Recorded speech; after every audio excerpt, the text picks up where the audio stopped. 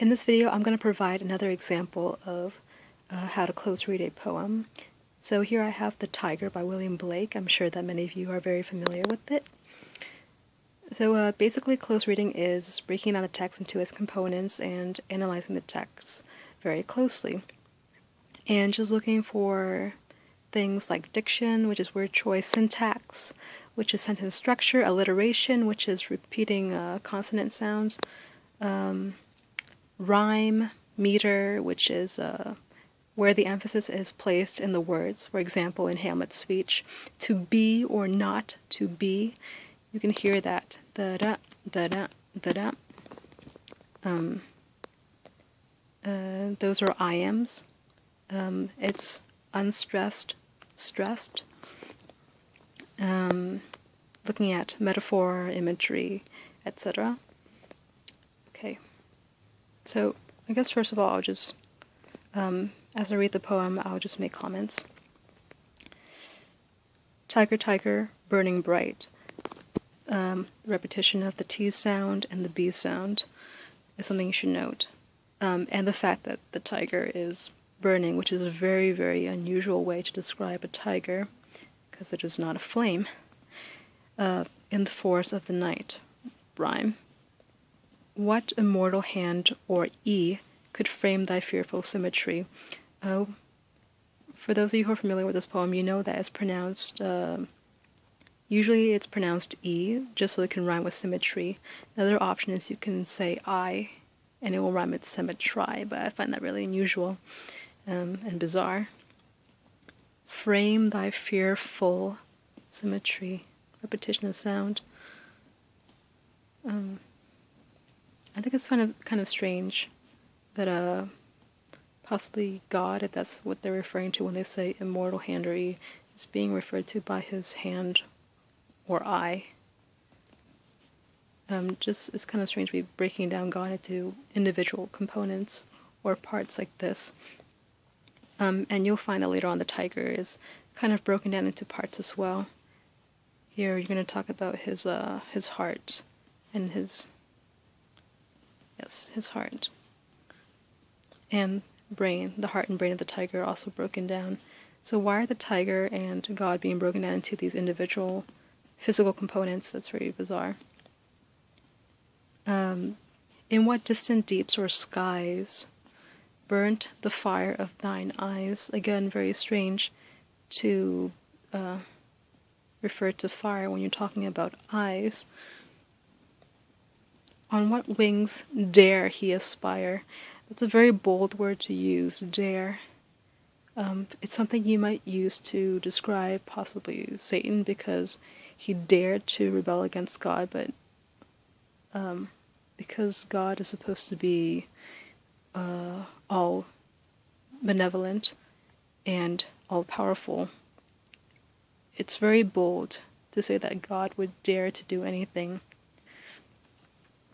What the hand dare seize the fire? Repetition of that dare. And just in general, you can also look for cacophony and euphony. Cacophony is just harsh, grating sounds. For example, if you look at the word dare, it's very harsh. Seize, just that hissing S at the beginning and that Z at the end. There's a lot of cacophony within the poem. Euphony is the opposite of cacophony. It's pleasant sounds, very soft. It's definitely something you could write about in your, if you were doing a close reading essay. And what shoulder and what art? Perhaps you can talk about parallel structure, because the word what is repeated. And I'm not sure if there's actually parallel structure later on. Actually, there is. What dread hand, what dread feet. What the hammer, what the chain. Just this parallel structure is something you can also write about. Okay. And what shoulder and what art could twist the sinews of thy heart? Cacophony.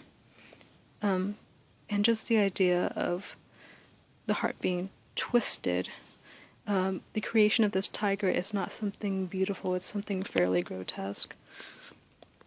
And the tiger is being likened to maybe a piece of steelwork or something that's being welded together or produced through fire, through heat, which is very unusual. This might be a stretch, but it's really bizarre to be comparing God to maybe some kind of metal worker. And when you think of fire, you usually associate fire with hellfire, and it's not something you usually associate with God. Why are there so many dark images in the poem? And what's the poem implicating about God? Right. And when thy heart began to beat, alliteration, what dread hand and what dread feet? Rhetorical questions, or why are questions being used or posed within the poem? Do they encourage the reader to ask something larger? What the hammer, what the chain, in what furnace was thy brain? As you keep reading on in the beginning, we have these lines that are more continuous, but as you read here, the individual lines are being broken up into two sections because there's like a complete sentence here, what the hammer, and it's being broken up, separated from what the chain. And this just creates a really jarring effect as you read. What the anvil, what dread grasp, dare its deadly terrors class. You can definitely write an essay about the word dare. Deadly terrors. Here is an image of God being a creator of something that is not beautiful. This tiger sounds absolutely monstrous, but as you keep reading, when the stars threw down their spears, personification, and stars don't possess spears, but here the stars are personified as somebody who can throw down spears. These are weapons of war. Why are weapons of war being used within the poem? And watered heaven with their tears, again, personification. And here you have an image of heaven, but something so light is being contrasted with tears. Why is that? Did he smile his work to see? Here's sadness. Here's joy being contrasted with each other. Did he who made the lamb make thee? Very powerful line. Because when you think of lambs, you know they represent innocence and Jesus within the Bible. But here, you have a God who creates something monstrous as a tiger, and something as gentle as a lamb. So, how would you account for that? How would you explain for such a thing as cruelty or terrifying things within the world, when the same God who made the lamb might have been the same one who made the tiger? So that basically concludes my close reading, but just want to provide some context. Sometimes it's really helpful to have some kind of historical or artistic context on the author. And what I know from William Blake is I believe that he and his brother would have these visions of either it was angels or demons or both. I can't quite remember. And so there's definitely a possibility that if he were living today, he would be diagnosed with schizophrenia. And that might account for why some of his work is just so jarring and so primitive and dark, extremely dark. And he plays with these images of heaven and hell, sometimes together within the same poem. You have fire, and you have the waters of heaven together in the same poem. Things like that. Definitely reflect, possibly could reflect William Blake's mentality. That's something you can keep in mind.